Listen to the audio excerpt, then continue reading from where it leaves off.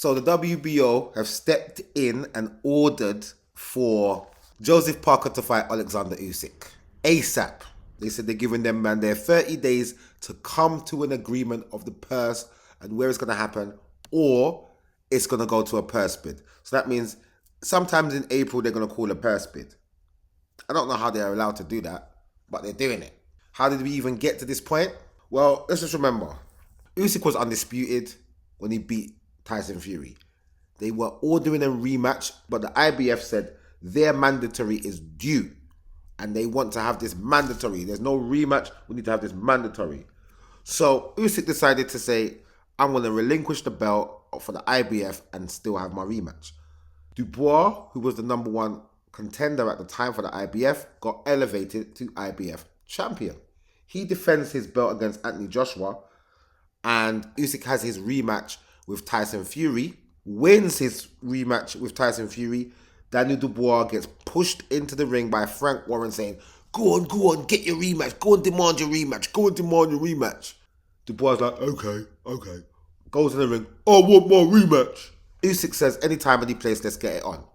Dubois decides to have a defense of his title, which is a voluntary defense against Joseph Parker in the in-between time, but falls ill. Joseph Parker then goes into a rearranged fight with Martin McCauley.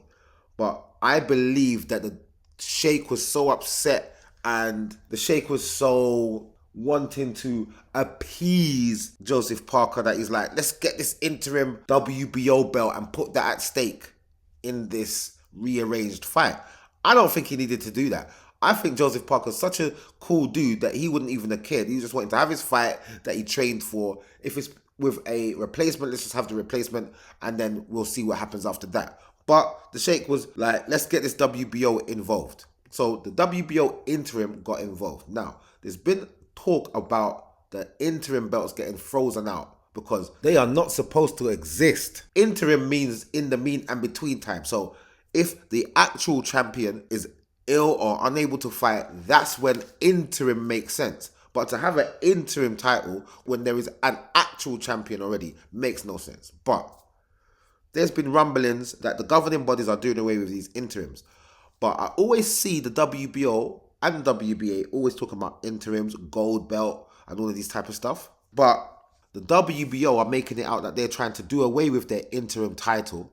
So they're calling for the mandatory to be had between Parker and Usyk, because Parker won the fight with Martin McCauley, knocking him out. And what was led to be believed is that due to the fact that Dubois fell ill, he'll just go straight into the unification undisputed fight with Usyk. And talks were supposed to be in progress about that. Now, I don't know how close or far the talks in that situation are or were, but the WBO have come in and tried to put themselves in the picture saying, look, we want our mandatory sorted out. Yeah? And you don't need to sort it out by April or we are going to make a purse bid happen. So obviously, if that doesn't happen, they're going to be threatening to strip man of the belt. Yeah? So Usyk will be stripped of another belt. Well, he never got stripped of the IBF. He voluntarily relinquished it. But he'll get stripped of this one, is what it sounds like they're trying to keep up. So we'll see what happens going forward. But I believe that this is a spanner in Daniel Dubois' works. And Usyk said he only wants a certain amount of fights before he retires. Will this make Usyk amend his plans? Or will he still have the same amount of fights? Will he just say, do you know what? Let's make this Daniel Dubois fight happen and negotiate that. And then we'll see what the WBO says about that. I'll keep my eyes on it. I'm definitely going to keep an eye on what's going on in this situation. And I'll see you guys in the next video.